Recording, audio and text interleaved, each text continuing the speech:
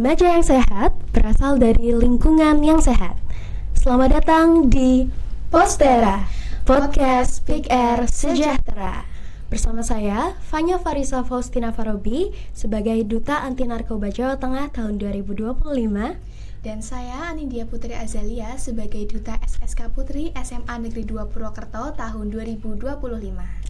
Pada kesempatan kali ini kita akan kembali mengadakan podcast kita yang ketiga setelah sebelumnya bersama Sultan dan Sally membahas tentang perkembangan anak. Kali ini kita akan membahas sesuatu hal yang gak kalah penting juga nih Min.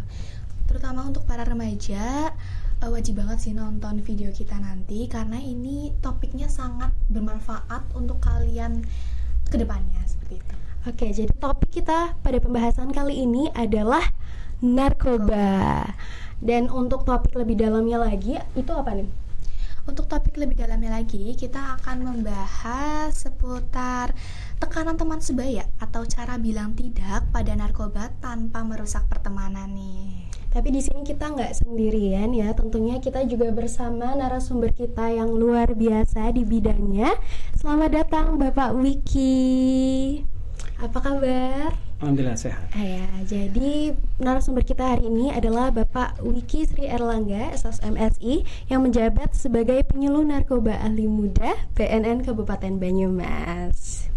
Oke, mungkin Pak Wiki boleh sedikit memperkenalkan diri terhadap teman-teman Postera. Ya, terima kasih. Perkenalkan, saya Wiki Sri Erlangga Aditya. Saya dari sebagai penyuluh narkoba ahli muda di BNN Kabupaten Banyumas.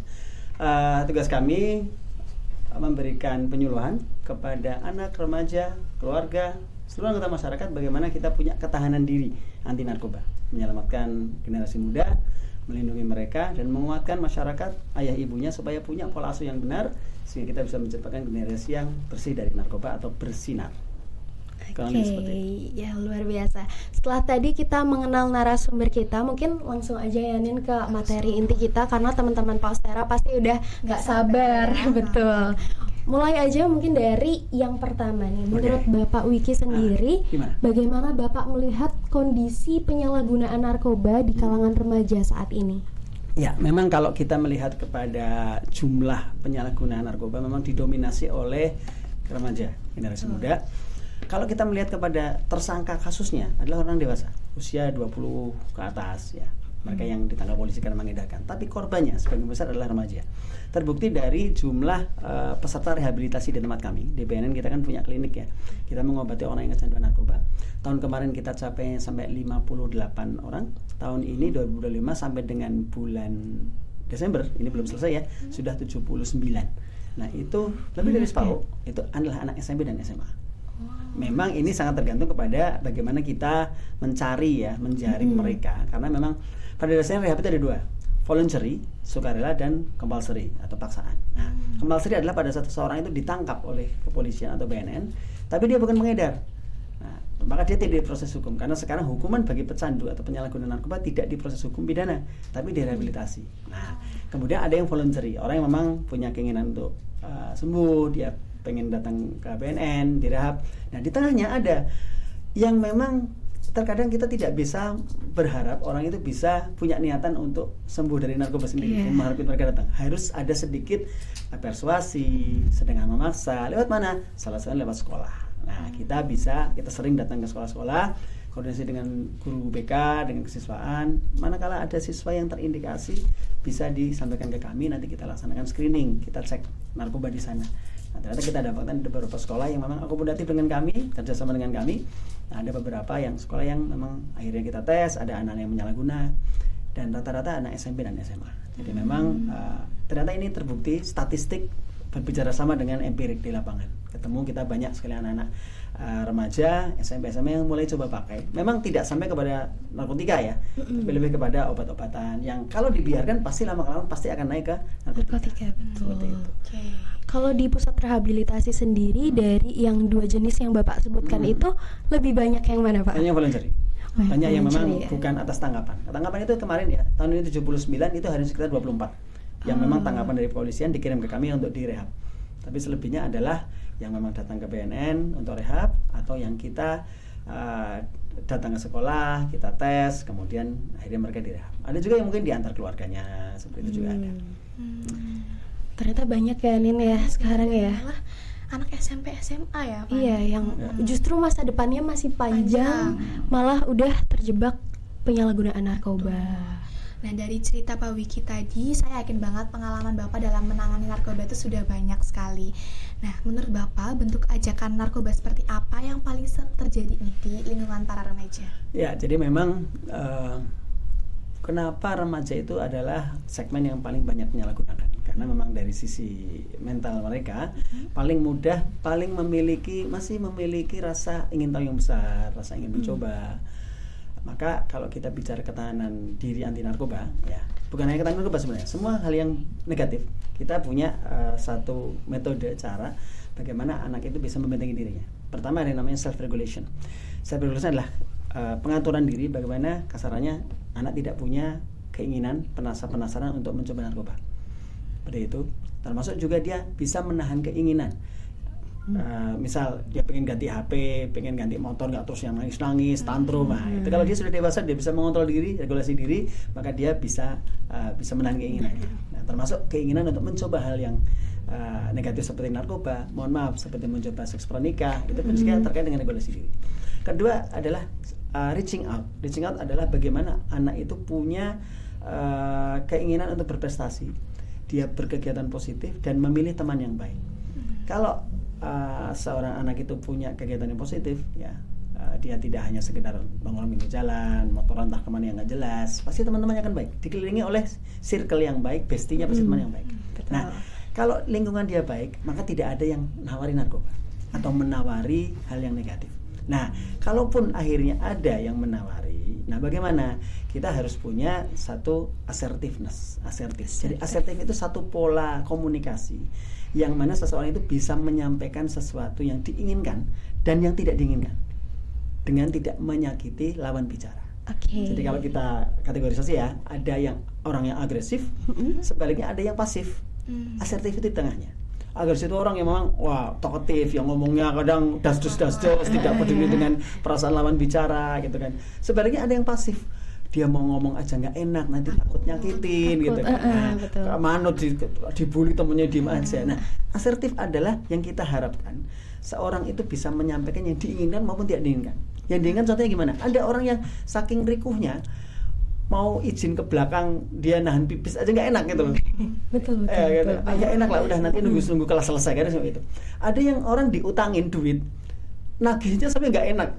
Nah, itu tidak asertif. Harusnya kita asertif karena memang kita harus menagih utang kepada orang kepada kita, contoh seperti itu. Nah, termasuk menyampaikan yang tidak diinginkan. Itulah yang sering terjadi. Seorang anak mengawali proses kecanduan narkoba, coba pakainya adalah pada saat dia dalam situasi penawaran. Ada teman yang biasanya adalah teman. Sebagian besar dari survei, sebagian besar anak mengawali coba pakai narkoba adalah diberi dari teman. Nah, maka anak harus bisa asertif, menyatakan yang tidak diinginkan, tapi dengan tidak menyakiti lawan bicara. Nah, bagaimana? Kita ada 7 langkah menolak ajakan teman yang tidak baik. Pertama adalah bertanya. Kalau kita diajak pergi kemana, tanya dulu. Di petuk numpak motor, melu yuk. Mari ngana? Paringan di Arab ngapa? Tanya dulu, satu bertanya. Punya jelas kita tuh mau kemana. Kedua, kalau sudah tahu, sampaikan risiko yang mungkin terjadi. Mungkin dia naik maring duri sekolah rokok, sampaikan ora lah yang bebelah mbok konangan lah mbok lara lah, ayo dolan maring batur sen olah mbok lah mbok digoleti wong tuane lah. Sampaikan risiko yang mungkin terjadi. Ketiga adalah sampaikan alternatif kegiatan yang bisa dilakukan. Lo bebelah mbok digoleti wong tuane lah, nang ngomahe nyong bae lah, mabar bayu atau bal-balan bae lho ya. Jadi sampaikan hal yang bisa dilaksanakan. Keempat, tetap tenang dan santai. Banyak anak tidak bisa menolak ajakan teman karena dia merasa rikuh pakai karo kancane, khawatir tidak punya teman, dijauhi. Dari survei, 60% anak pemakai narkoba adalah anak yang tidak bisa berkata tidak pada temannya. Bukan anak yang nakal, bukan anak yang keras kepala, justru anak yang nganang-ngeneh istilahnya ya. Jadi dia manut apapun yang diminta temannya karena dia khawatir tidak punya teman dan sebagainya. Maka harus punya ketegaran, harus berani bilang tidak. Kemudian jangan menunda. Jangan kemudian bilang besok malam minggu baik atau besok tanggal 1 baik. Jangan, tetap harus kita sampaikan tegas bahwa sekarang saya tidak. Kelima adalah sebut nama yang mengajak kita untuk menegaskan. Wik, nyong ora gelem wik, wis rasa aja maksa nyong wik, ya gitu. Keenam, pakai frasa kata dengarkan aku. Oke, rungokna, nyong ora gelem. Gitu. Yang ketujuh, tinggalkan kalau temannya masih mengajak yang seperti itu. Jadi bertanya, kita punya kejelasan mau diajak kemana, mau melakukan apa. Sampaikan risiko yang mungkin terjadi kalau itu kita lakukan.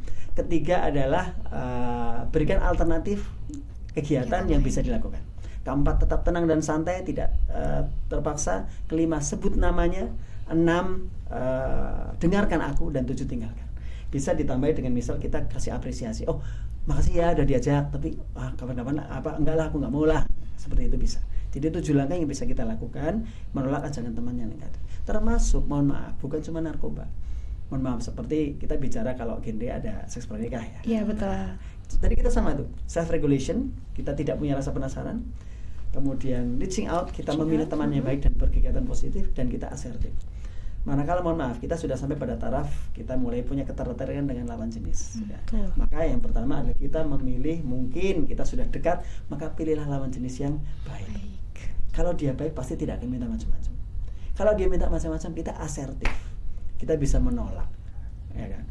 Tapi manakala dia pun sudah tidak meminta, jangan kemudian kita yang meminta. Artinya kan kita juga punya self regulation gitu. Kita juga tidak punya rasa penasaran untuk mencoba seks pranikah. Itu artinya ketahanan diri ini bisa kita terapkan dalam menolak hal yang negatif. Bolos lah, diajakin yang nggak baik, itu seperti itu. Jadi kuncinya tadi kalau kita bicara bagaimana menolak ajakan teman untuk tidak menyakiti dan tidak merusak hubungan pertemanan, jadilah asertif seperti itu. Oke, ternyata kayak gitu ya, Nin. Tapi untuk Gen Z ini jujur agak susah, Pak. Yeah. Karena untuk Gen Z sendiri itu orangnya adalah people pleasure kalau kita bilang. Nggak enakan. Orang kita nggak punya uang, tinggal 10.000 nih, Pak. Terus diajakin, beli es krim yuk, kami yang bayar ya. Ya udah, ayo. Gitu. Padahal akhirnya nggak punya uang gitu ya. Akhirnya kepake uangnya. Nah, cuman kalau dari yang anak-anak yang direhab itu, Pak, ada nggak sih alasan khusus kenapa mereka kok akhirnya akhirnya mau untuk mencoba narkoba itu sendiri? Ya, memang pemakaian narkoba itu bisa dijadikan sebagai sebab, bisa sebagai akibat. Artinya begini, penyalahgunaan narkoba bisa adalah sebagai akibat dari permasalahan yang dia punya. Karena penyalahgunaan narkoba itu adalah satu bentuk menyakiti diri sendiri. Kadang orang kalau punya masalah, itu kan suka menyakiti diri sendiri. Katarsis lah. Betul. Ada orang yang dengan kalau lagi punya masalah dengan pacar misalnya ya, nangis lah, ada yang suka sampai nyilet tangannya sendiri lah, segala macam. Itu satu bentuk katarsis yang dia menyakiti diri sendiri. Termasuk ada yang larinya ke narkoba. Nah, itu ada. Kemudian ada yang mungkin kasihan, itu dia sebagai korban dari permasalahan rumah tangga. Orang tuanya punya masalah, orang tua berpisah. Walaupun tidak banyak sebenarnya. Kadang stereotip kita, anak pakai narkoba mesti anak yang broken. Itu hanya 20%. Dari anak yang direhab di tempat kami, hanya 20% yang merupakan di anak broken home. Sebagian besar, 80% lebih adalah anak yang orang tuanya lengkap, orang tuanya baik-baik saja, tidak ada masalah. Kadang berpikir juga mesti anak yang jauh dari orang tua, ngekos, tinggal sama mbahnya, hanya 10%. Sebagian besar adalah anak yang tidak mendapatkan kurang kasih sayang dari orang tuanya. Ada sekarang istilahnya adalah fatherless. Genre ada, tapi seperti tidak ada. Perannya nggak ada. Jadi neglected dia, dicuekin. Mungkin ayahnya ada, tapi ayahnya asik dengan HP-nya, asik mancing lah, asik main dengan burung lah, ya kan? Kadang-kadang asik dengan binatang piaraannya. Ada seperti itu. Makanya sekarang ada gerakan ayah mengambil rapot anak di sekolah. Itu selalu banyak orang tua. Bagaimana mendekatkan peduli dengan pendidikan anak. Salah satunya seperti itu. Nah, itu terkadang karena anak itu kurang perhatian, kurang bimbingan orang tua, ini larinya ke situ. Kemudian juga narkoba sebagai akibat, ya juga sebagai sebab, karena butuh tadi pengakuan dari teman. Nah, bahasa yang sering dipakai oleh teman yang untuk mengajak itu adalah sebagai satu bentuk bully. Anak biasanya akan bilang, "Lo cemen kecing banci, bocah lanang orang ngerokok. Ora solidar kancane nek ora gelem ngombe ciu." Kene lah siji ngombe kabeh kudu ngombe. Bahasa-bahasa seperti itu yang sering dipakai untuk mengajak anak yang tidak merokok jadi merokok, yang merokok minum-minum beralkohol, dan yang melangkah ke yang lain. Kenapa saya bicara rokok? Secara definisi sebenarnya narkoba itu atau nafsa ya, zat adiktif. Rokok itu termasuk zat adiktif, tapi dilegalkan di negeri ini. Dan itu kita bilang adalah sebagai pintu gerbang menuju narkoba yang lebih berbahaya. memang saya tidak bisa bilang semua orang perokok pasti akan memakai narkoba. Tapi anak-anak yang direhab di tempat kami semua menyampaikan semuanya berawal dari Rokok. Maka saya pesan kalau tiap kali saya penyuluhan, jangan menormalisasi anak sekolah, anak SMP dia sudah merokok.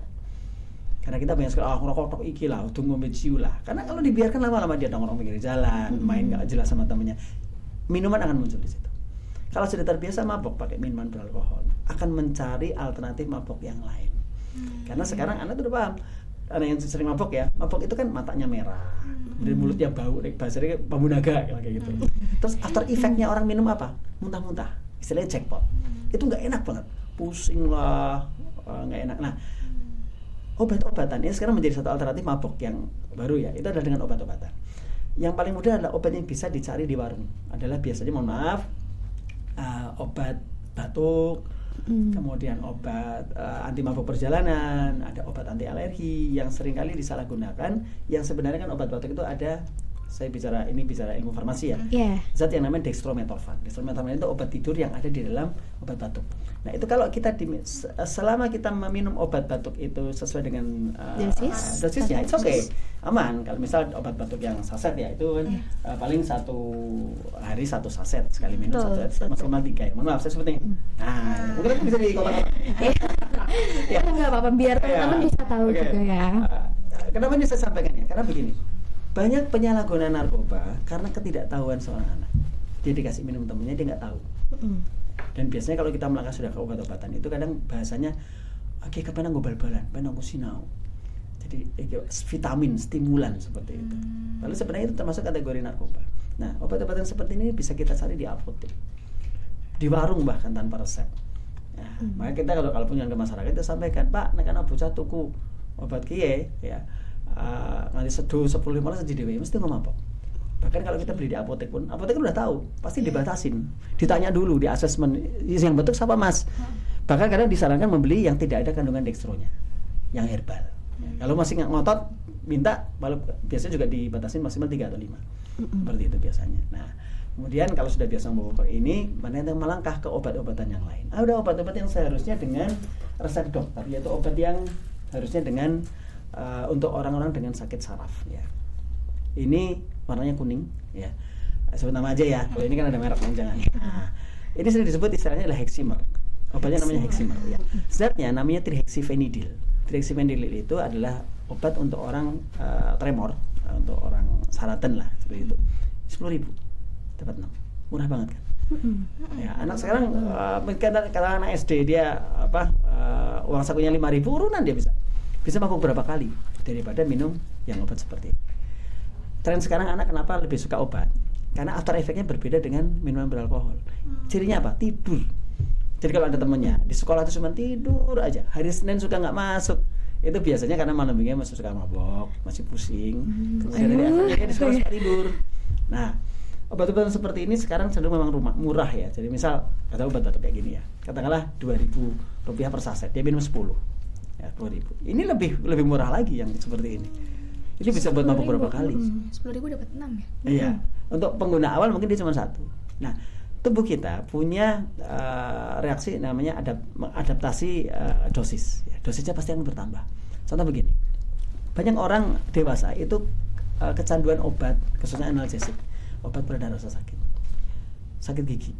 Ya, harusnya ke dokter gigi kan, tapi karena takut dicabut dan sebagainya, dia beli obat paracetamol lah contoh ya, obat penurun pereda rasa sakit di warung di apotek, minum 1, sakitnya hilang, tapi tidak mengobati, tidak menyembuhkan sumber rasa sakitnya.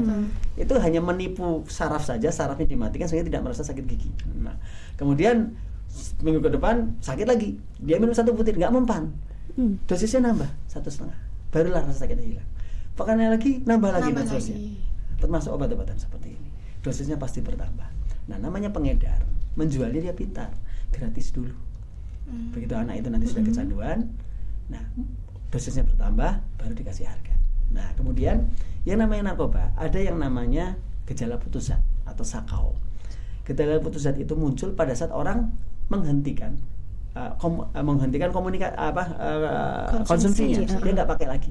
Mungkin dia karena lagi nggak punya duit, atau lagi nggak dapat barang lagi susah. Nah, nanti badannya akan menunjukkan gejala. mulai merasakan gejala tidak nyaman karena ketiadaan zat tersebut. Yang dirasakan adalah kebalikan dari efek narkobanya. Jadi begini, kalau kita bicara narkoba, sakau pun terjadi pada rokok. Orang yang sudah biasa merokok, kemudian dia berhenti merokok, apa yang dirasakan? Pahit gitu ya. Kecut, ya, tidak bisa berpikir dengan piar gitu kan, harus merokok lagi. Ya, karena rokok itu sebenarnya stimulan. Dengan orang merokok merasanya, wah dia pikirnya menjadi cemerlang, banyak dapat ide baik. Nah, pada saat orang berhenti merokok, maka sakonya dia akan merasa seperti itu. Rasanya cepat pikirannya, udah bisa mikir. Termasuk narkoba seperti ini. Yang contoh ada obat, kali ini kuning ya, ada yang warnanya putih. Ya, maaf, ini namanya tramadol. Tramadol itu sering diresepkan oleh dokter untuk orang yang pernah diresepkan oleh dokter untuk biasanya untuk orang-orang yang habis operasi. Nah, ini obat pereda rasa sakit pasca operasi. Nah, sakonya bagaimana? Pada saat orang berhenti mengkonsumsi ini, maka badannya merasa sakit. Heximer itu obatnya orang sakit saraf, dia tremor. Nanti pada dia untuk obatnya orang tremor, pada saat dia sako, tangannya akan tremor. Termasuk juga nanti kalau sudah melangkah naik dari sini adalah pakai obat yang namanya alprazolam. Alprazolam itu obat untuk orang gangguan jiwa. Wah, untuk gangguan jiwa ya. Gangguan jiwa. Gangguan jiwa ini adalah masuk obat psikotropika, sering diresepkan oleh dokter ahli jiwa atau psikiater. Nah, itu nanti kalau dia nggak pakai itu, ya jadi gejalanya seperti orang sakit jiwa. Jadi dia depresi, benar, depresi, halusinasi bila sebenarnya tidak ada, mendengar yang sebenarnya tidak ada, seperti itu. Nah, berbicara mengenai sakit jiwa ya, sakit jiwa itu sebenarnya genetik. Genetik. Makanya ada kalau orang zaman dulu itu kalau memilih menantu itu kan ada istilah bibit bebet bobot. Iya betul. Bibitnya itu riwayat keluarganya bagaimana? Nah, termasuk dari sisi kesehatan. Makanya sekarang seperti orang mau menikah di sana ada screening kesehatan. Ada beberapa penyakit yang bisa diturunkan. Contoh seperti hemofilia, dia talasemia, ya kan, penyakit yang obat darahnya tidak bisa membeku. Itu kan genetik. Bisa saja orang itu normal, ya, tapi dia carrier, dia pembawa. Termasuklah gangguan jiwa. Makanya kadang dilihat kena anak baik, Pak Gede duwe gangguan jiwa, anu sing geblung. Nah, ini bisa saja seorang remaja itu dia punya carrier, dia pembawa. Nah, pada saat dia mengkonsumsi nafsa, nah ini bisa kemudian menjadi sebuah gejala gangguan jiwa. Nah, pada saat orang sudah kena gejala gangguan jiwa karena nafsa, maka pengobatannya dia harus mengkonsumsi obat-obatan seperti ini seumur hidup. Jadi seperti halnya orang gemblung ya, nusa ODGJ yang sampai dipasung dia marah-marah ngamuk-ngamuk. Itu seumur hidup harus minum obat seperti ini. Kalau nggak minum dia ngamuk-ngamuk lagi. Maka dikasih obat nanti dia ketawa sendiri seperti itu. Nah, ini masuk kategori psikotropika. Dari sinilah nanti baru akan sampai ke narkotika.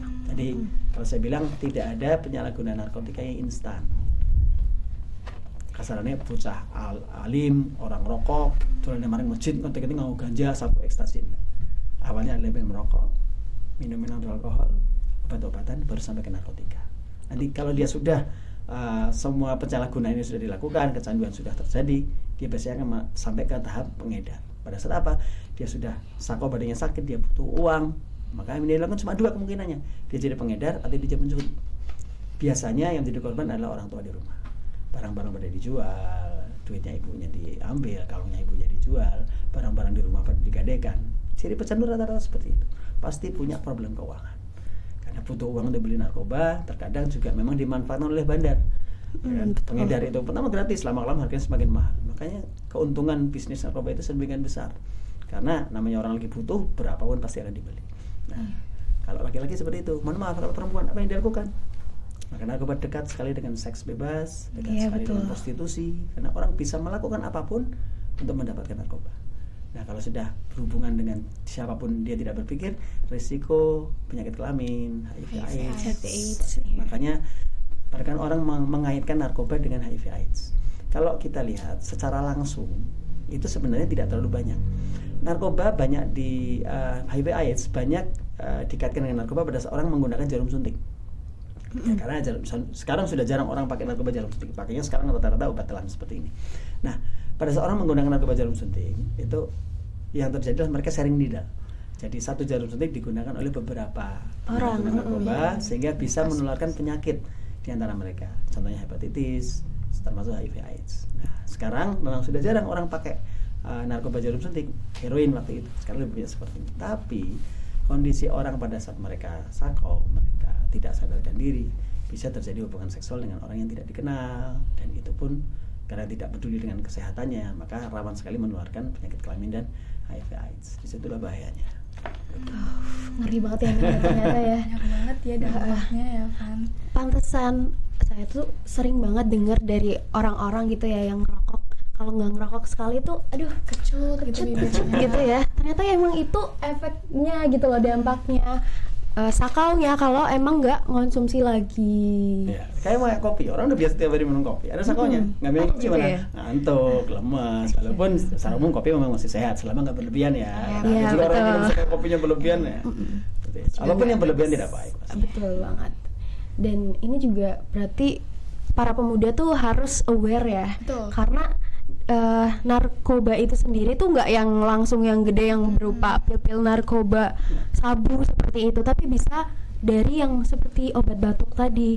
Tapi dosisnya tinggi gitu. Itu juga bisa digunakan untuk penyalahgunaan ternyata. Termasuk saya lupa sampaikan, ada beberapa yang bisa kita dapatkan di kebun. Di Buah yang kebun. tidak, ya buah bunga yang tidak dilarang. Kecubung contohnya. Cuma mau kalau kecubung itu memang dia dosisnya tinggi ya. Jadi orang minum kecubung bisa dia langsung kayak orang gila, tidur berhari-hari. Ada lagi bunga trompet. Bunga trompet itu tanaman hias, banyak ditanam di daerah atas Sumbang, Batu Raden. Makanya banyak anak tuh kalau lagi nggak punya duit, pengen mabok, mereka naik motor ke atas. Ke sana ya? Iya, ambil pinggir jalan. Iya. Padahal kalau anak jalanan sukanya ngelem. Ngelem, iya banyak juga itu ya yang diringkus-ringkus kayak di YouTube itu kan banyak juga yang kasus-kasus anak ngelem, terus bensin juga ada Benar. ya. Anda kalau di Banyumas khususnya nggak terlalu banyak, yang banyak memang obat. Itu biasanya anak luar Jawa. Di luar Jawa itu karena mereka produksi ganjanya memang di Aceh ya, dominan di Aceh. Sabu itu banyak yang diimpor dari Malaysia, dari Cina. Jadi memang peredarannya lebih banyak daripada di Jawa. Nah, kalau di sana itu anak habis ngelem, lompatnya langsung ke sabu. Mereka nggak kenal namanya obat-obatan kayak tadi, kelapa dari sebelum enggak. Tapi di sini, kalau di sini nggak, mereka itu maksimal seperti itu. Karena memang sulit mendapatkan narkotika. Jadi dari 146 kasus di Banyumas kemarin, sebagian besar di Indonesia adalah penyalahgunaan obat-obatan seperti itu. Oke. Nah, karena tadi beberapa kali Bapak udah menyebutkan dampaknya nih, kira-kira nyatanya pada kesehatan fisik dan mental tuh apa tuh Pak pada penggunanya? Ya, jadi orang yang sudah kecanduan itu tidak akan punya waktu, tidak akan punya pikiran kepada hal yang produktif. Yang dipikir cuma obat, yang dipikir cuma narkoba. Bangun tidur yang dipikir obat. Sama lah kayak kita kecanduan HP. Bangun tidur misalnya HP. sekarang kecanduan sama. Jadi adiksi, kecanduan itu banyak, ya kan. Maaf, kecanduan HP, media sosial, kemudian kodependensi, kecanduan dengan seseorang, harus sama dia, kalau nggak sama dia nggak mau, kalau nggak ada dia nggak bisa, ya, gitu. Kemudian ada kecanduan makanan, ya harus seblak yang di sana, kalau nggak di sana nggak mau, ya, kayak gitu ya. Kecanduan makanan. Ya, kemudian kecanduan kerja, Holik ya, workaholic, ya, Kerjaholic. kecanduan rokok termasuk narkoba. Nah, ada termasuk juga mohon maaf kecanduan pornografi dan sebagainya. Nah, dampaknya jelas, orang kalau sudah punya satu kecanduan terhadap satu hal, pasti pikirannya, energinya, emosinya larinya ke situ semua. Tidak akan berpikir hal yang produktif. Oke. Ya, makanya bahayanya pornografi di situ. Karena walaupun yang dilihat yang di keseharian di mata dia tidak bukan sebuah bentuk pornografi aksi, tapi pasti akan terpikir ke sana. Kasarnya pikirannya jadi ngeres kayak gitu. Seperti itu, pikirannya akan terbawa hal yang negatif. Ya, termasuk narkoba yang dipikir hanya bagaimana dia bisa dapat zat, istilahnya apapun zatnya ya, ada yang tanaman, ada yang obat, ada yang sampai narkotika, pasti pikirannya lari ke situ, tidak produktif, tidak punya semangat untuk mencari prestasi, untuk kalau sudah parah tidak lagi memikirkan keluarga, sudah tidak memikirkan produktivitas bekerja, cari duit, tidak berpikir ke situ, pikiran pendeknya hanya bagaimana saya dapat obat. Karena apa? Tubuh dia sakit, dia sakau, dia bagaimana caranya menghilangkan rasa sakit yang ada di tubuh dia, itu dulu, itu aja. Makanya orang kalau lagi sakau seperti itu, diomong kayak apa, nasihatin kayak apa, nggak bisa. Nggak mempan gitu ya. Tapi nanti begitu dia sudah sober, dia sudah makai, dia tenang, akan muncul rasa penyesalan. Tadinya kayak gitu ya, uripe ya, pengen mandek lah, pengen mari lah, aku priwe carane lah. Tapi nanti begitu sakaunya datang, oh udahlah, nggak mikir lagi kayak. Jadi ada saat-saat tertentu orang itu bisa diajak untuk bertobat, diajak berrehab, diajak untuk berobat. Nah, itu pada saat seperti itu. Termasuk tadi bicara mengajak menolak ajakan teman sebaya. Ada satu yang saya lupa. Tidak perlu menasihati atau berkhotbah. Jadi pada saat ada teman ngajakin rokok yuk, nggak perlu terus kita ceramah, rokok itu gini, nggak akan masuk. Ya. Pokoknya kita bersama, kita tolak aja dulu. Yang penting kita save dulu, kita nggak ikut-ikut. Nah, nanti akan ada saatnya seperti itu bisa dimasuki. Karena juga nanti dia kan sakit hati juga. Sok suci lah ini, sok alim lah seperti Banyaknya itu. sih dikatain gitu ya. Iya, banyak malah dikatain sok tahu apa sih gitu ya.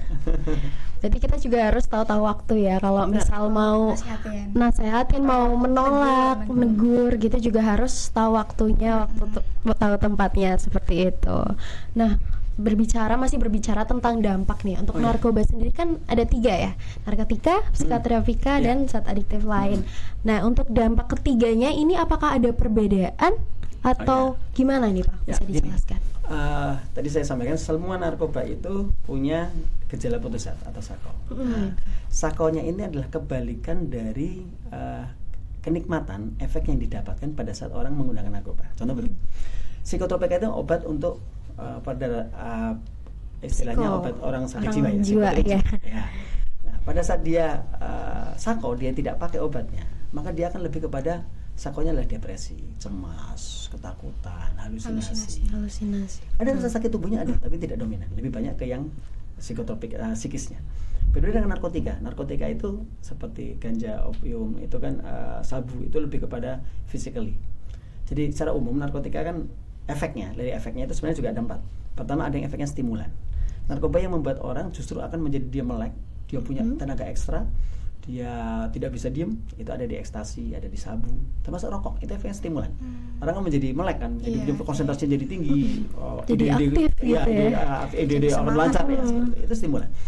Sebenarnya ada yang depresan itu bikin teler, bikin tidur, minuman beralkohol, ganja, kemudian tembakau gorila, ya, itu efeknya tertidur. Nah, ada yang efeknya halusinasi, melihat yang sebenarnya tidak ada.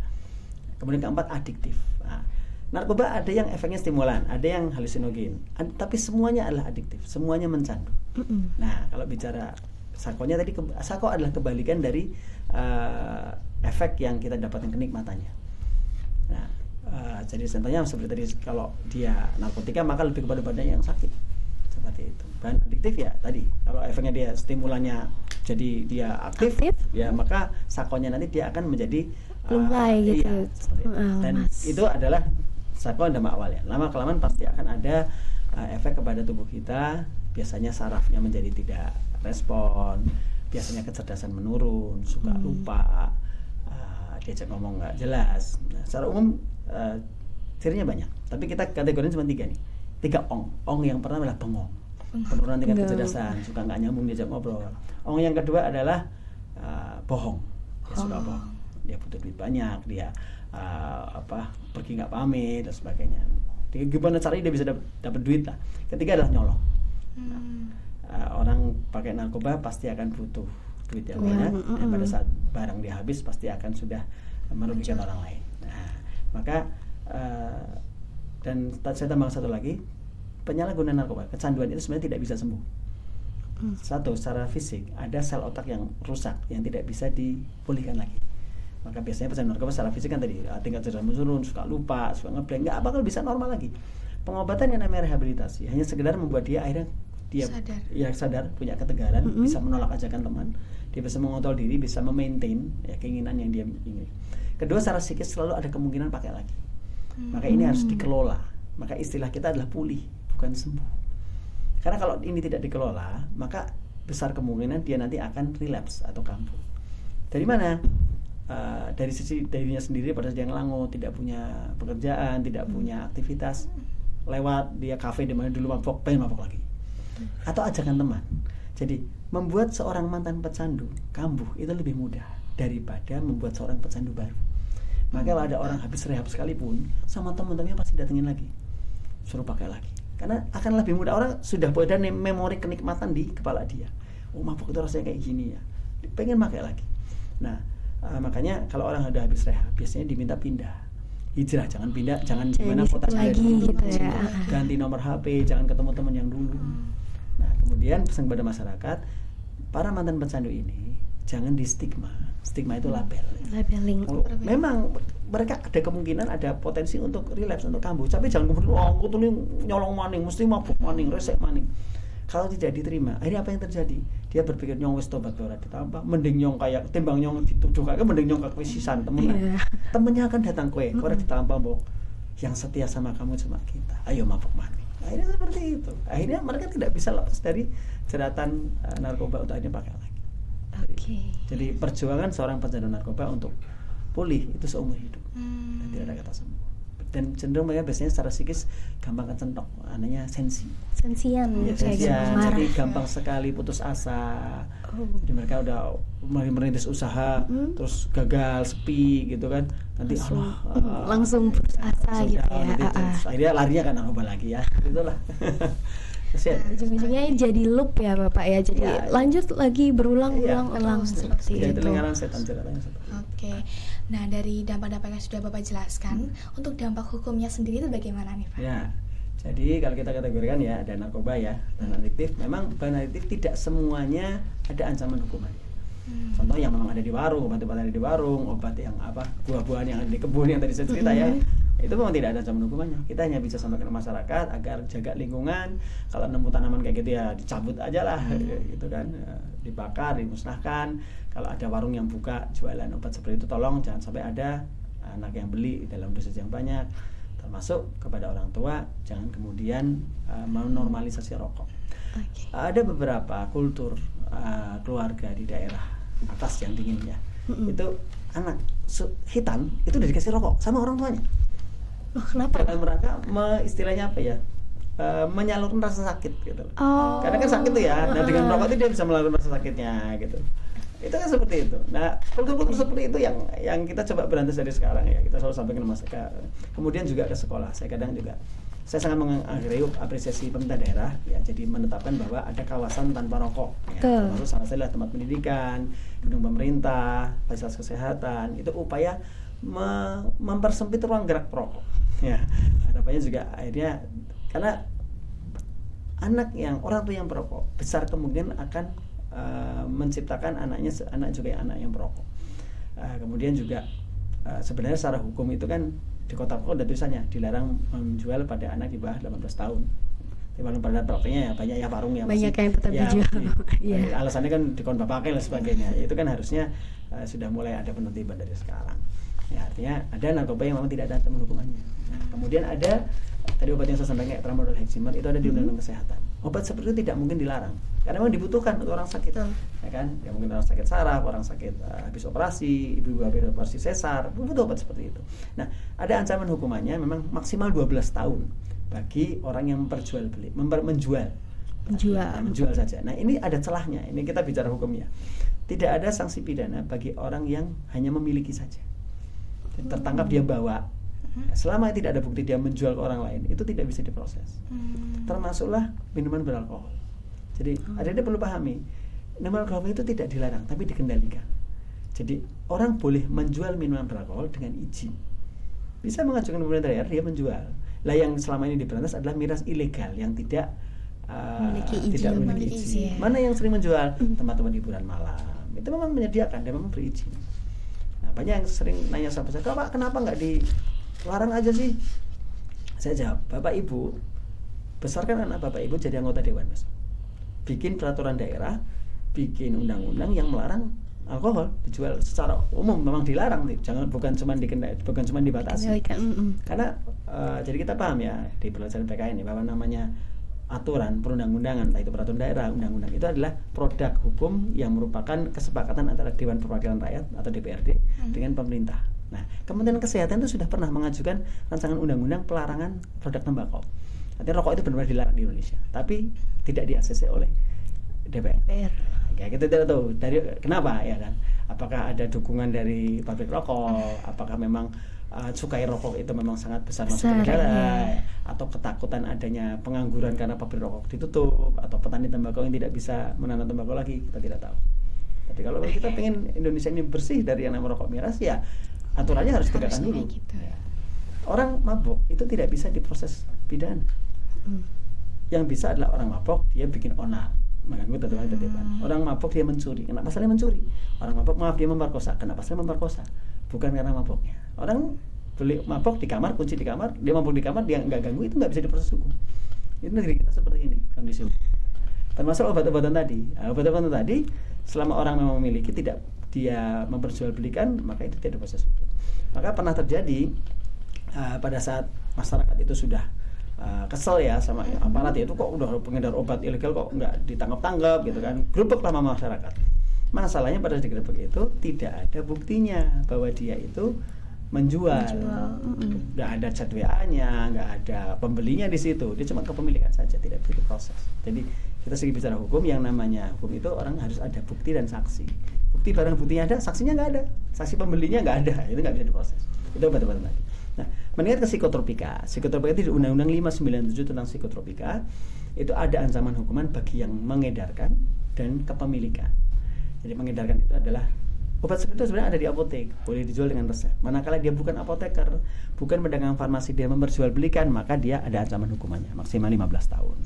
Kemudian ada kepemilikan maksimal 5 tahun. Obat gangguan jiwa tadi kayak alprazolam itu. Makanya kalau kita punya masalah kejiwaan, datang ke psikiater, dokternya kan bilang kemana-mana resepnya dibawa. Nek anak rahasia bisa nih dok, apa yang pacan gangguan jiwa, pacan geblung anak saya sekarang dokter. Jadi kalau orang punya obat seperti itu kemungkinan cuma dua, dia punya gangguan jiwa atau dia memang penyalahguna obat psikotropika. Saya sedikit berpesan ke teman-teman, jadi biasanya orang dewasa sih kalau punya masalah kejiwaan jangan buru-buru ke psikiater.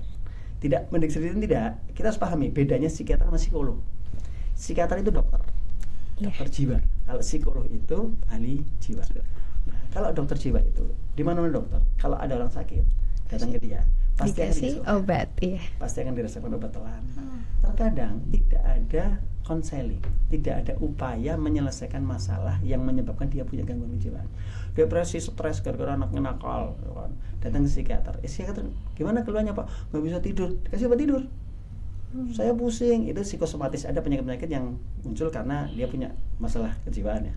Itu hanya obat untuk menghilangkan gejalanya saja, tapi tidak berupaya menyelesaikan masalahnya. Betul. Berbeda dengan psikolog. Kalau psikolog memang dia memberikan konseling, menyelesaikan masalahnya. Makanya kadang teman-teman kami di klinik di BNN ya, kan kita juga punya konselor. Kadang bebannya tuh gede banget karena harus ikut menyelesaikan masalahnya si klien. Si anak SMP ini dia pakai narkoba gara-gara orang tuanya pisah, gara-gara orang tuanya marah-marah, dia anaknya di pola asuhnya nggak benar. Ya orang tuanya harus kita undang. Pak, kayak anaknya bapak jadi gangguan narkoba gara-gara jenengan. Karena kita punya tanggung jawab menyelesaikan masalah si anak juga, masalah keluarganya. Kalau dia memang suami istri, mungkin pasangannya seperti itu. Maka yang direhab sebenarnya bukan cuma si pemakai, tapi juga keluarganya. Karena support keluarga itu memang sangat dibutuhkan pada saat orang itu butuh saat pemulihan.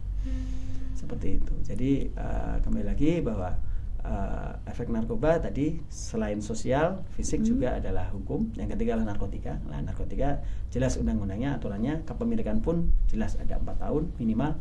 Kalau kita bicara ganja, sabu, ekstasi, tembakau gorila ya.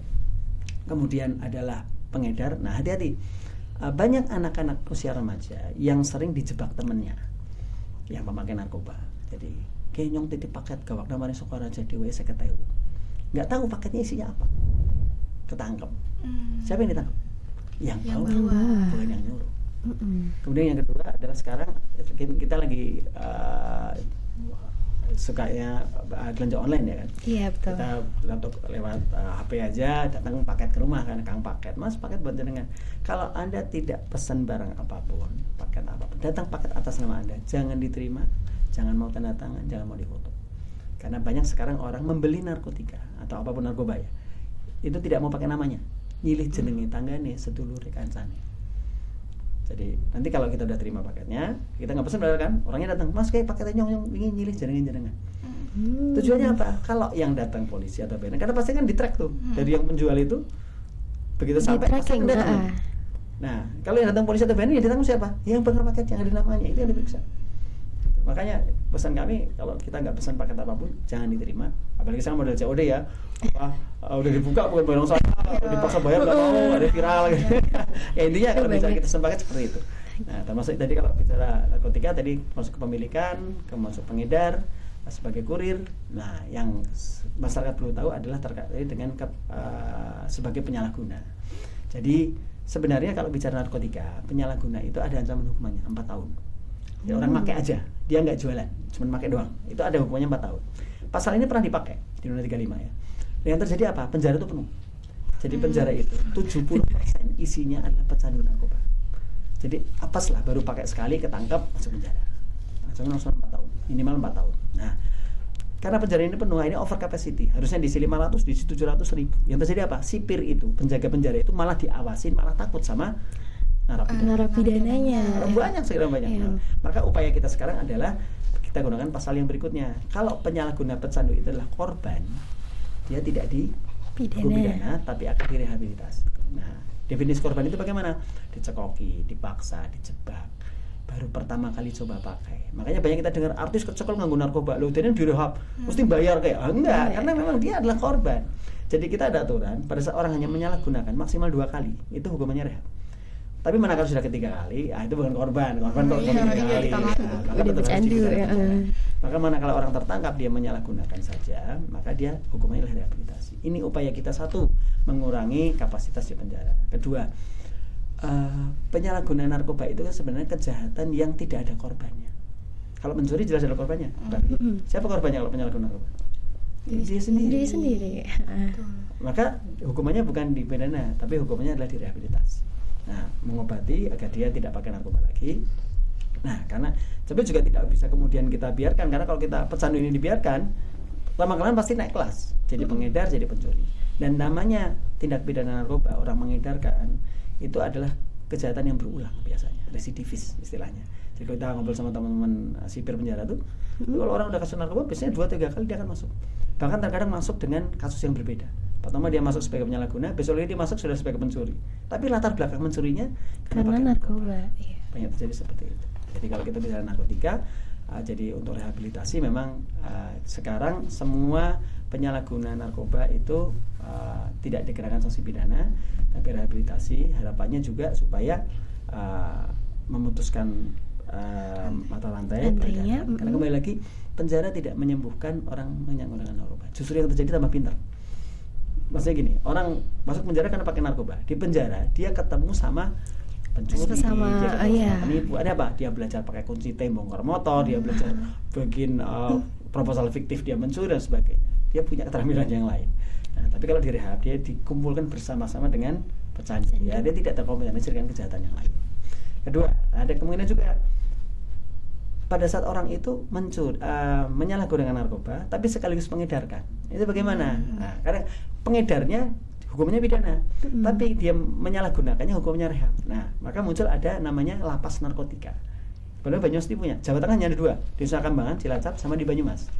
Lapas yang di sampingnya di alun-alun dulu. Itu kan khusus lapas narkotika. Nah, itu khusus orang yang kasus narkoba. Dia penyalahguna, dia pengedar. Jadi kalau orang itu mengedarkan sekaligus memakai, hukuman pidananya dia masuk di lapas narkotika, rehabnya di dalam lapas. Jadi dokternya kami BNN yang datang ke lapas. Nah, tapi biasanya kalau penyalahgunaan hasil pengedar seperti ini, rehab itu mengurangi masa hukuman. Jadi harusnya dia hukum pidana 4 tahun, ya mungkin nanti hanya pidananya 3 tahun, yang setahun adalah proses rehab. Itu mengurangi. Itu upaya kita bagaimana mengobati mereka yang menyalahgunakan maupun sudah sampai ke kasus hukum. Ya, seperti itu. Oke. Karena tadi udah dijelaskan panjang lebar ya Pak. Nah sekarang gantian nih, seberapa penting sih peran dari keluarga atau lingkungan positif dalam penyalahgunaan, mencegah penyalahgunaan? Kalau tadi kita bicara ketahanan diri anak remaja, ada juga ketahanan keluarga. Juga ada 3 prosesnya. Pertama adalah belief system. Belief system itu bagaimana menanamkan iman dan takwa kepada anak sedini mungkin. Karena itu adalah benteng paling akhir. Pada saat kita bicara pornografi, scrolling HP, cuman kita yang bisa menahan. Itu juga sama sebenarnya berlakunya ya. Kita cari tontonan yang baik. Kalau nggak ada yang baik, ya di unlike, ya dihapus. Jangan kita tonton, algoritma kita akan bekerja dan ditawarkan terus. Betul. Ya, maka harus asertif juga menolak menolak konten yang tidak baik. Iya, betul. Ketiga juga tidak kemudian penasaran malah nyari. Semakin kita searching malah semakin akan penawarannya semakin tinggi. Betul. Ya, jadi iman dan takwa adalah benteng kita yang terakhir. Yang kedua adalah organizational proses. Jadi organizational proses itu bagaimana punya keakraban di dalam keluarga. Contohnya tadi orang tua yang fatherless itu kan tidak akrab dengan siapa. Ketiga adalah proses komunikasi. Karena banyak sekarang orang tua yang anak-anak yang tidak nyaman dengan orang tuanya, nggak bisa curhat sama orang tuanya. Kalau orang tua itu kan orang pertama yang menjadi teman si anak ya, artinya kan lahir ya sama ibu, harus normal ya, dalam keadaan normal ya. Ya, anak itu disusun oleh ibunya, dibesarkan ibunya, yang ngajarin ngomong ayah ibunya. Harusnya dalam perkembangan ke depan ini anak itu dekat dengan ibunya, harusnya dengan bisa curhat sama orang tuanya. Termasuk pendidikan seksual. Orang tua sekarang kalau yang baby boomers ke atas itu kan kadang mereka tabu ya bicara seks. Padahal harusnya pendidikan seksual itu harus dari keluarga. Ayah kepada anak laki-laki, ibu kepada anak perempuan. Yang terjadi sekarang karena orang tua tabu ngomong seks, akhirnya apa? Anak bertanya pada temannya. Padahal sama-sama nggak tahu. Apalagi anak nanya sama pacar ya, ditipu aja. Cuma dilombori tak akhirnya apa? Kehamilan pranikah. Karena ketidaktahuan pengetahuan seksual. Dari komunikasi anak, komunikasi dalam keluarga ini berperan penting. Bagaimana anak itu pada saat punya masalah apapun harus bisa ngomong sama orang tuanya. Dan ada keakraban di situ.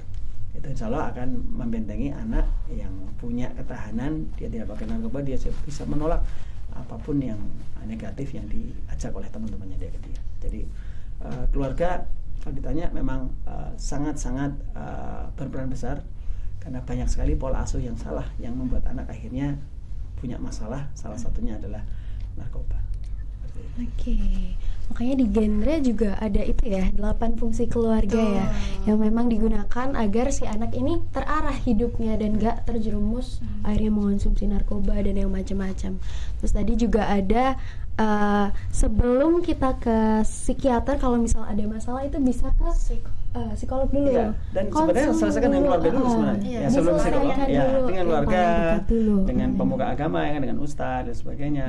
Itu barulah kalau mau nggak bisa baru kita melangkah ke profesional, salah satunya dari konsultan perkawinan kalau itu memang masalah perkawinan atau ke psikolog.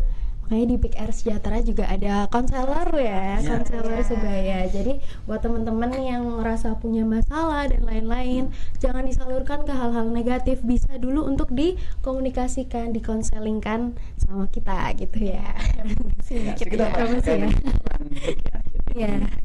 Jadi kita dari BNN kita menyampaikan bahaya narkoba itu melalui, kalau di sekolah itu melalui 3 jalur. Pertama ada co-kurikuler, itu sudah sering kita lakukan sebagai pihak luar yang masuk ke sekolah ya, bisa dari BNN, bisa dari Puskesmas, bisa dari kepolisian, bukan cuma bicara narkoba ya, termasuk kesehatan reproduksi, gitu kan. Juga masalah kriminalitas, kenakalan remaja. Kedua adalah ekstrakurikuler. Lah inilah peran PIK. Karena kadang ada anak-anak yang memang sudah terlanjur pola asuhnya nggak benar ya, kadang lebih mempan diomongi kancane ketimbang diomongi wong sing luwih tua. Dia nggak mempan diomongi orang tuanya, nggak mau diomongin guru, memangnya malah diomongin temannya.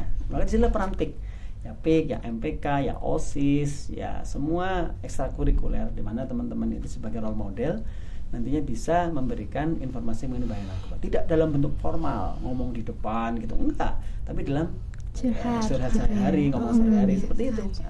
Yang ketiga adalah intrakurikuler. Ini yang sedang kami kembangkan, bagaimana bahaya narkoba itu bisa disampaikan melalui pelajaran yang relevan. Jadi ada, kalau kami dari luar hadir di event-event tertentu kayak misalnya PLS, ada nanti dari teman-teman PIK yang menyampaikan kepada teman sebaya, peer sebagai peer educator. Nah, ada juga intrakurikuler, guru itu menyampaikan tetapi terselip di dalam materi pelajarannya. Kalau PK udah jelas ya, mungkin bicara tentang misal matematika, bisa. Misal kita bicara tentang pecahan. Jumlah penduduk Banyumas 1,5 juta. Jumlah pecandu narkoba 1,5%. Berapa persen jumlah pecandu narkoba di Banyumas? Nanti tahu ternyata jumlah pecandu narkoba di Banyumas banyak. Bahasa Indonesia, bahasa Inggris bisa mencari gagasan utama dari sebuah paragraf. Kasihlah di situ artikel tentang narkoba. Sehingga anak secara tidak langsung mendapatkan informasi bahaya narkoba dari pelajaran yang sebenarnya mungkin bukan membahas narkoba, tapi dia relevan, bisa dimasukin konten-konten terkait narkoba, termasuk agama. Tentunya masing-masing agama sama punya satu guidance larangan untuk mengkonsumsi barang-barang yang memabukkan. Kalau bicara Islam ya ada banyak dalil, ada banyak ayat Quran yang bisa dipakai, khususnya terkait dengan khamr yang memabukkan, itu kan bisa dimasuki. Termasuk kalau bicara pelajaran yang terkait juga PJOK, kemudian PPKN juga pasti bisa. Nah itu jadi 3 jalur itu yang kita sekarang juga tempuh secara langsung kita sebagai penyuluh kita ketemu siswa, teman-teman selaku PIK juga menyampaikan kepada teman-teman di pergaulan sehari-hari, juga guru dalam pelajarannya masing-masing. Oke, berarti itu juga sama kayak SSK ya Nin. SSK juga diintegrasikan dengan pelajaran-pelajaran. Ya mungkin nanti bisa juga untuk narkoba ini juga sama seperti SSK masuk ke dalam pelajaran kita seperti itu ya. Kalau tadi udah membahas tentang peran keluarga gitu, sekarang kita mau tanya tentang peran dari BNN sendiri untuk membantu anak muda yang mungkin ingin menjauhi atau ingin lepas dari narkoba. Bisa kemana sih? Bisa rehab kemana gitu? Ya, jadi fungsi kita pertama adalah pencegahan, kedua adalah pemberantasan penangkap pengedar, ketiga adalah rehabilitasi, mengobati. Jadi kita punya klinik, kita punya konselor, kita punya psikolog, dokter, perawat yang mau mengobati anak-anak yang kecanduan narkoba. Memang klinik kita rawat jalan layanannya, artinya siswa tetap bisa sekolah, tetap bisa kuliah, bekerja. Kita merahasiakan identitasnya. Ada beberapa yang datang tanpa lewat sekolah, ya kita kita tidak sampaikan ke sekolah, karena pasti akan ada risiko mungkin sekolah tidak berkenan, sekolah mengeluarkan, minta siswa itu pindah ke sekolah yang lain. Kemudian kalau memang itu dijaring dari sekolah yang mengantar, atau kita kerjasama dengan sekolah untuk mencari mereka, kita biasanya ada komitmen, Pak, kita mau kita lakukan cek narkoba, tapi mohon maaf nanti tidak ada sanksi bahwa si anak dikeluarkan. Kita biasanya akan minta seperti itu. Memang kita paham ini adalah satu dilema bagi sekolah, karena narkoba itu menular, sudah nggak bisa sembuh, menular lagi. Ya, karena anak pakai narkoba pasti temannya dikasih, nanti lama kelamaan temannya pakai juga, belinya sama dia naik jadi pengedar. Tapi pada saat anak ini dikeluarkan, nanti akhirnya dia biasanya sekolahnya malah kadang nggak jadi nggak sekolah, kita susah mantaunya, biasanya lebih parah. Akhirnya biasanya seperti itu. Jadi kita jaring anak-anak sekolah dan kita proses rehab di tempat kami gratis, ya, dibayar pemerintah. Ini upaya kita menyelamatkan, mengobati mereka yang sudah kecanduan narkoba. Prosesnya adalah konseling, ya. Ada terapi obat-obatannya tidak? Ada. Jadi begini, kita sedikit bicara mengenai proses rehab ya. Orang kalau sudah kecanduan narkoba memang terkadang tidak selalu bisa berhenti seketika. Maka ada dua metode. Pertama ada simptomatis, ada istilahnya substitusi dan tapering off. Bagaimana ini? Nah, orang kalau sudah biasa pakai satu zat, dia berhenti, kan sakau. Maka biasanya kalau simptomatis itu diberikan obat untuk menghilangkan gejala. Simptom itu artinya gejala. Orang sakau mungkin ada yang panas tinggi, ya kita kasih paracetamol buat turun panas. Ada yang sakonya mungkin dia diare, ya kita kasih Entrostop, sebut merek ya. Kemudian dia pegel-pegel kasih Noralgin. Obat untuk hanya menghilangkan gejalanya saja, sambil dibantu untuk konseling. Nah, tapi ada yang dokter-dokter jiwa itu terkadang mereka terapinya ya dengan memberikan obat-obatan psikotropika. Orang biasa pakai sabu, dia tidak pakai, dia jadi paranoid, jadi marah-marah, depresi. Dikasihlah obat alprazolam, dengan dosisnya lama-kelamaan diturunkan. Nah, terkadang dalam proses penurunan dosis seperti ini, klien rehab itu tidak mau, karena pasti ada gejala sakit yang dia harus tahan. Nah, ini kadang dia mau manja lah, maunya ya segitu aja. Akhirnya bergantilah dia, tadinya pakai sabu, ganti jadi pecandu alprazolam. Sehingga banyak sekali orang mengawali kecanduan narkoba itu karena proses terapi yang sebenarnya legal. Karena dia punya masalah, datang ke psikiater, akhirnya dikasih obat itu, selama sesuai dengan dosis nggak masalah. Tapi begitu terapinya habis, selesai, dia cari lagi di luar. Nah, itu dosisnya nggak pas lagi gitu ya. Lebih parahnya lagi sekarang banyak orang rehabnya maunya dengan obat. Datang ke kami, Pak, oleh obat orang? Enggak, kita prosesnya simptomatis begini-begini. Enggak mau, saya maunya cari obat. Akhirnya apa? Dia banyak ikut program rehab di rumah sakit lain. Jadi kita mengenal namanya IPWL, Institusi Penerima Wajib Lapor. Ini adalah instansi pemerintah yang dia bisa menerima laporan orang yang menyalahgunakan narkoba. Karena apa? Kalau dia tidak lapor, maka dia diproses hukum. Kan tadi ya kan, kalau narkotika kan kalau dia tidak melaporkan diri, maka dia kena proses hukum, maka dia harus lapor secara sukarela. Di tempat kami, di BNN, ini kami. Kemudian di Batu Raden ada namanya Sentra Satria, itu milik Kementerian Sosial. Jadi ada 3 institusi yang berwenang merehabilitasi. Pertama adalah BNN, kedua Kementerian Sosial. Hanya sayangnya sekarang Sentra Satria itu sedang off karena dipakai untuk sekolah rakyat. Kurang lebih 2 tahun. Nah, nanti kalau udah selesai, nanti insya Allah mereka bisa terima lagi. Ketiga di bawah Kementerian Kesehatan. Di sini adalah di Rumah Sakit Margono Soekario, Rumah Sakit Banyumas sama Puskesmas Batu Raden 1. Itu bisa menerima rehab. Nah, tapi di luar institusi ini banyak dokter jiwa. Itu ada yang praktek di rumah sakit pemerintah, ada yang praktek di klinik, ada yang praktek di rumah sakit swasta yang bisa menerima rehabilitasi. Artinya pada saat ada orang mengeluhkan, Pak saya pakai sabu, saya pengen berhenti, maka dia memberikan terapi rehabilitasi. Baru sebenarnya mohon maaf, kalau di kacamata kami itu bukan rehabilitasi, itu adalah terapi jiwa dengan obat-obatan tadi. Nah, yang terjadi apa? Pada saat orang itu rehab ke tempat kami tidak bisa dapat obat, mereka larilah ke sana. Yang terjadi adalah transaksional. Tidak ada proses merehab, tidak ada proses menyelesaikan masalah. Yang terjadi adalah dia datang, memberikan uang, diberikan resep, selesai. Jadi kadang lebih parahnya lagi apa? Obat yang sudah dia terima dijual sama teman-teman. Jadi akhirnya rehab itu tidak menjadi sebuah solusi, justru menjadi sebuah masalah baru. Terkadang malah mereka memanfaatkan proses rehab ini untuk mendapatkan obat. Kasarannya bahasa Banyumasnya, terus bayar orang apa, yang penting yang bisa obat. Jadi kalau kita bicara orang memang ingin rehab, ingin berhenti, itu biasanya sebenarnya 3 bulan itu sudah bisa. Proses rehab di kami di tempat manapun programnya biasanya 3 bulan. Orang kalau sudah bisa memaintain dia tidak pakai narkoba selama 3 bulan, kita anggap namanya dia pulih. Bisa dengan tekad sendiri atau dengan pesantren atau dengan rehab 3 bulan. Dan kita ketemu orang, kita screening ya, memakai gitu.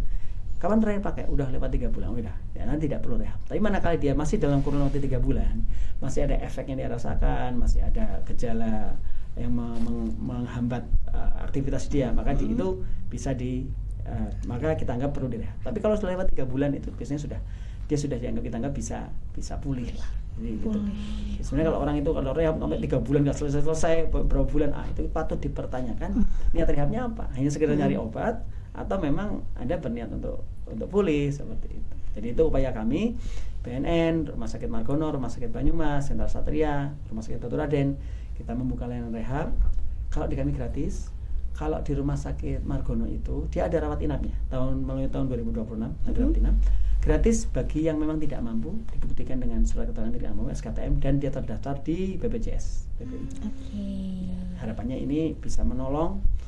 Dan satu lagi ya, jadi gini, kita banyak sekali menerima laporan dari masyarakat. Pak, anaknya ngamuk-ngamuk ke kacan dipecai. Lah iki pripun nggih? Nggih dibekto mriki Bu, direhab mriki. Lah mboten wonten lho niki anake ngamuk. Nah, itu butuh sekali kerjasama antara perangkat desa. Di desa kan ada Babinsa, Babin Kamtibmas. Itu harusnya pihak yang pertama kali bisa mengupayakan dia itu untuk diobati. Desa kan rata-rata udah punya ambulan kan, punya mobil siaga lah. Lagi gimana caranya dibawa? Ya, bisa dibawa ke rumah sakit atau puskesmas pun sebenarnya punya layanan untuk penjemputan seperti itu.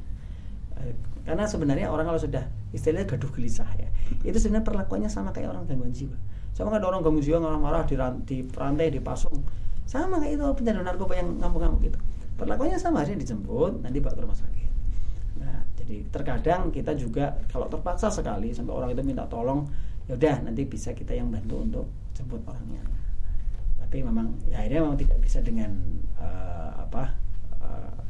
bukan dipaksa, emang akhirnya sedikit banyak juga harus dipaksa kan sudah terlibat. Tapi tetap kami bisa sampaikan masyarakat, upayakan dengan kerjasama dengan pemerintah desa, Babinsa, Babin Mas, dengan puskesmas. Nah, kalau tidak bisa terpaksanya bisa kita bantu. Informasi yang baru ya jujur ya nih, dan bisa bermanfaat juga untuk teman-teman mungkin yang menemukan temennya menyalahgunakan atau diri sendiri namun ingin sembuh bisa untuk datang itu. Ya, nah kita merahasiakan identitas, tidak perlu khawatir ya, dan kembali lagi itu butuh momen dan cara yang tepat pada saat kita ingin mengajak teman untuk rehab. Ya, penting banget. Oke. Nah, terakhir nih Pak Wiki. Ya. Mungkin Pak Wiki bisa kasih pesan sepatah atau 2 patah kata untuk para remaja dapat mencegah narkoba. Ya, adik-adikku, marilah kita jalani hidup dengan baik. Jangan pedulikan teman-teman yang toksik ya. Kalau mereka ngajak yang nggak baik, ya coba tolak dengan cara yang baik. Patuhi orang tua, guru. Tidak pernah punya rasa penasaran mencoba hal yang negatif. Kita sudah dewasa, kita sudah bisa bedakan yang baik dan yang buruk, benar dan yang salah. Pilihlah teman-teman baik, berkegiatan positif, insya Allah kita akan berprestasi dan mencapai hidup bahagia dunia akhirat. Amin. Luar biasa ya tadi yang sudah disampaikan oleh Bapak Wiki, sangat bermanfaat untuk kita semua, terutama remaja-remaja nih yang masa depannya itu masih panjang banget. Dan juga kita jadi tahu ya step-step gimana sih cara menolak ajakan teman dengan baik. Dengan 7 step tadi itu ya bisa juga diterapkan oleh teman-teman agar nggak terjerumus gitu ya. Karena sesungguhnya teman yang baik itu justru yang Membawa ke mendorong, hal positif. yang membawa ke hal positif, bukan malah menjerumuskan kita ke hal-hal negatif. Seperti itu. Terima kasih banyak Bapak Wiki Terima kasih atas atas informasi pesannya dan informasinya yang sangat sangat baik. bermanfaat. Dan juga saya tuh pernah dengar satu tentang narkoba, once you try, forever you want. Jadi sekali kamu mencoba pasti mau lagi, dan akhirnya kecanduan. Jadi jangan sampai kita mencoba Karena narkoba yang itu rugi ya. bakal diri kita sendiri. Diri kita sendiri, betul. Oke, mungkin diskusi kali ini sudah dicukupkan dan semoga informasi yang sudah kita sampaikan dapat bermanfaat bagi teman-teman, bisa diterapkan. Tadi penjelasan-penjelasan dari Pak Wiki. Mungkin Fanya mau menyampaikan. Ya, semoga bisa bermanfaat bagi teman-teman semua yang menonton, dan terima kasih yang sudah menyimak sampai akhir. Sampai jumpa di Postera selanjutnya. Dadah.